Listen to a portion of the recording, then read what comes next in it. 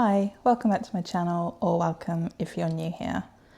I'm Sophie, and in today's video I'm going to talk you through my December TBR.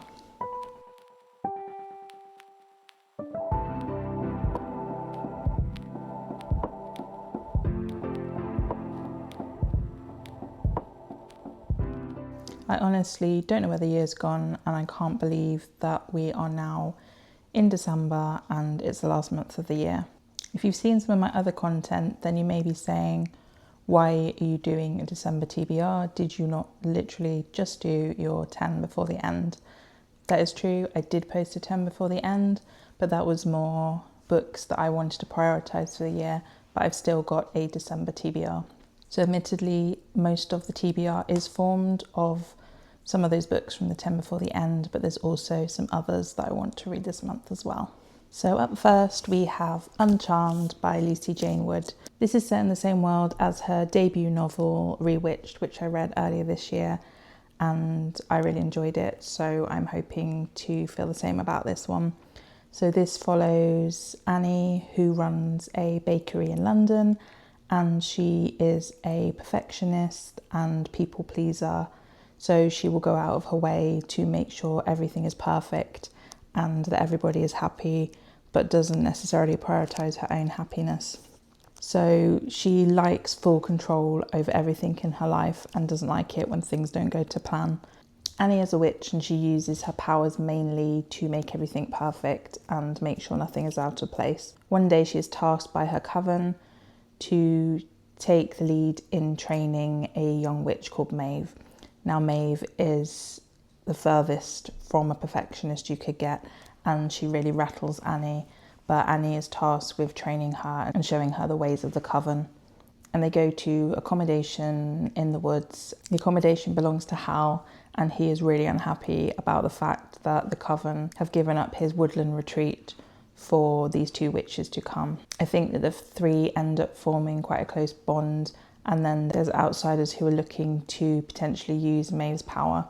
So I think there's going to be a lot of found family vibes. I think it's going to be quite a light-hearted read. But yeah, something magical for December. Then next we have Never Ever After, which is by Lynn, who is author of Daughter of the Moon Goddess. So this is described as being a fantasy romance which is inspired by Cinderella and Chinese fairy tales. And this is the start of a new series by this author. So I'm not sure, apart from that, what happens, so I will read the synopsis. Fate isn't forged in iron. Life in the Iron Mountains is harsh and unforgiving. After the death of her beloved uncle, Ying has only survived as a skilled thief and an even better liar. But when she acquires an enchanted ring that holds the key to a brighter future, it is stolen by her step-aunt, and Ying must venture into the imperial heart of the kingdom to seize it back. Amid the grandeur of the palace, Ying catches the eye of the ruthless and ambitious prince, who tempts her with a world she's never imagined. But nothing is as it seems, and soon she is trapped in a tangle of power, treachery and greed. Her only ally, a cunning advisor from a rival court, who keeps dangerous secrets of his own. To break free, Ying must embark on a perilous quest to fight for a future that both frightens and calls to her, and choose who to trust when allies can be as deadly as enemies. So yeah, this sounds great, and I think it's a great kind of book to read this time of year. And if the artwork inside is anything to go by, I think this is going to be amazing. I'm also very much a fan of Lynn. I did love Daughter of the Moon Goddess series. Then we have The Rose Bargain by Sasha Peyton Smith. Whenever people talk about this book, they always seem to mention Bridgerton, which is something that I have seen, but I'm not necessarily a massive fan of kind of Regency romances.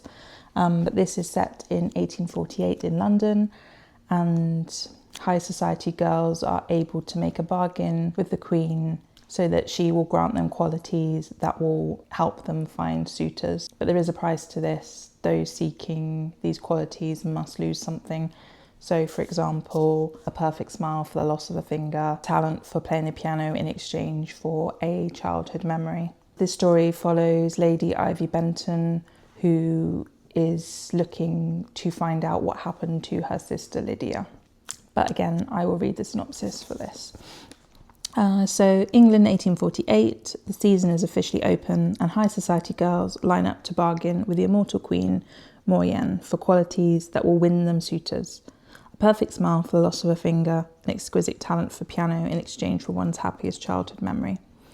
Lady Ivy Benton plans to use her bargain to uncover the truth about what happened to her beloved sister Lydia, whose mysterious disappearance and reappearance means the Benton family have been cast out by polite society. But instead, Ivy's season arrives with a shocking twist. The Queen announces a competition to win the hand of her fey son, Prince Bram. Marrying the prince is a prize that could save Ivy's family from ruin. Yet every glittering fey deal has a rotting heart, and amidst lavish balls, vicious competitions, and a dangerous alliance with the prince's irresistible brother, Prince Emmett, Ivy realises that at the centre of this contest lies a dark plot that could destroy all of England and her heart along with it. So yeah, as I said, I'm not really a big fan of this Regency period, but I think as this has kind of a fantasy element, so there's fae in it, I think I may enjoy it a lot more than I would if it didn't have any fantasy elements. So I am looking forward to this. Then we have The Unmaking of June Farrow by Adrienne Young. So if you've watched some of my other videos, you'll know that I am becoming a really big fan of Adrienne Young and I love all of her books that I've read so far. This one is set in a small mountain town of Jasper in North Carolina, and we follow June Farrow, who was left in the care of her grandmother as a baby, and her mother disappeared in mysterious circumstances. So she hasn't known what happened to her mother her whole life, but she has grown up with her grandmother. But her grandmother dies and June is still left wondering what happened to her mother. And the Farrow women have this mysterious curse where they end up going mad. And June is starting to display this trait. And the small town assume that she's going to end up like her mother and grandmother. So after her grandmother's death, she ends up trying to find out more about her mother's mysterious disappearance. Adrienne Young just has this way of writing small town magical romances, and she is really good at writing atmosphere and really bringing the setting to life. So if there's anything like what I've read before, then I'm going to love this. Next, I have a couple of mythology retellings. So up first we have Medusa by Rosie Hewlett. So this is a reimagining of Medusa's story. So I'm actually going to read the synopsis because I don't know much more about this than it is a retelling of Medusa's story. So you know her name, you know her story, just not the right one.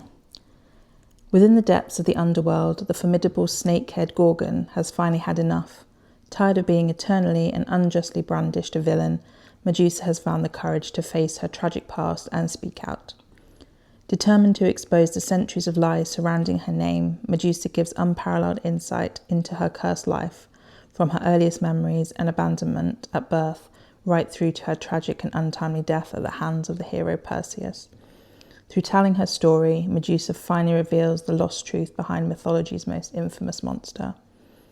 Medusa breathes new life into an ancient story and echoes the battle that women throughout millennia have continued to wage, the opportunity to simply be heard. So I did read a Medusa retelling this year, which is Stone Blind by Natalie Haynes, and I loved that, but I am really interested to read more about Medusa's story from different perspectives. So I'm looking forward to this one, as I really enjoyed Medea by Rosie Hewlett, and she's a great writer, so I'm looking forward to picking this up as soon as possible. And then talking of Natalie Haynes, the next book is No Friend to This House by Natalie Haynes, which is a retelling of Jason and the Argonauts, but mainly focusing on Medea. So I will also read the synopsis. This is what no one tells you in the song sung about Jason and the Argo. This part of his quest has been forgotten by everyone but me. Jason and his Argonauts set sail to find the Golden Fleece. The journey is filled with danger for him and everyone he meets, and if he ever reaches the distant lands he seeks, he faces almost certain death. Medea, priestess, witch, and daughter of a brutal king, has the power to save the life of a stranger. Will she betray her family and her home? And what will she demand in return? Medea and Jason seize their one chance of a life together as the gods intend, but their love is steeped in vengeance from the beginning, and no one, not even those closest to them, will be safe. So yeah, I love Natalie Haynes' writing. She is a real expert on classics, and I'm expecting that I will really enjoy this. And I do love the story of Medea. She's a really interesting character in mythology, and I want to read more about her. So I will hopefully pick this one up this month as well. And then we have Among the Burning Flowers by Samantha Shannon. So this is a novella set in the world of Priory of the Orange Tree and A Day of Fallen Night, and is part of the Roots of Chaos series. So I did read A Day of Fallen Night earlier in the year, and that is a massive tome. This one is a novella, so a lot shorter.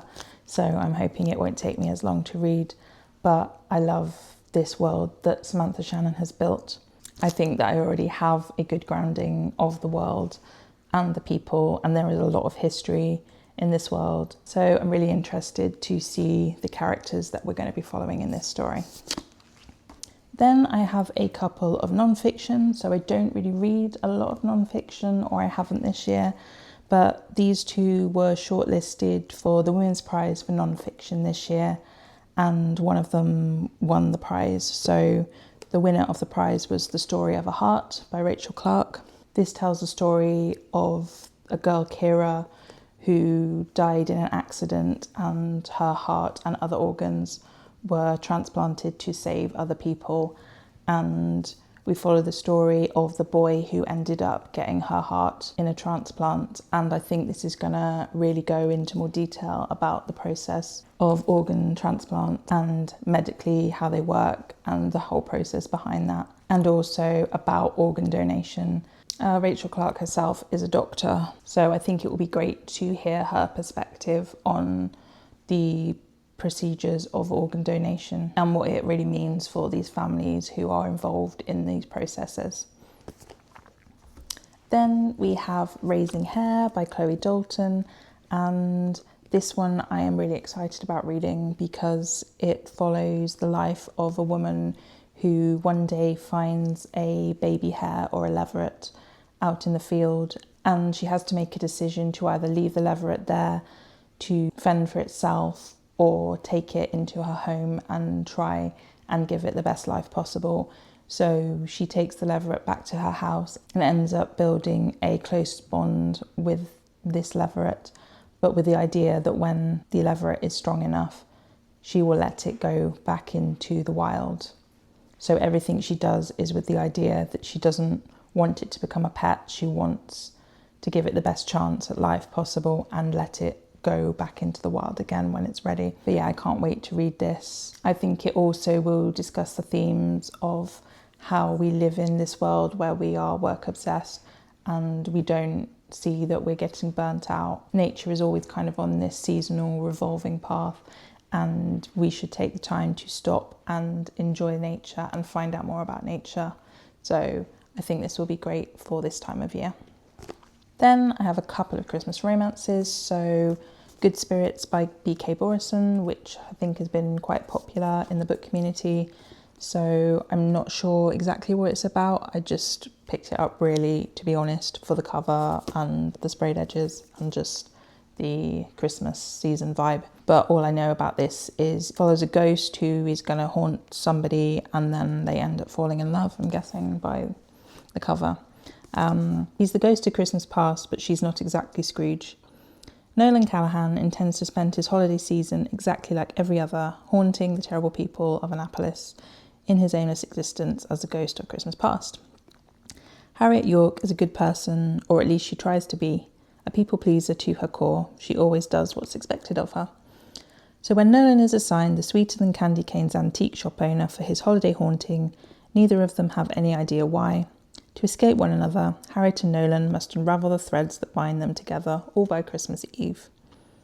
Hand in hand, they uncover each other's pasts, but why is it that Nolan doesn't want to let go? And might Harriet be the key to giving the ghost of Christmas past a future?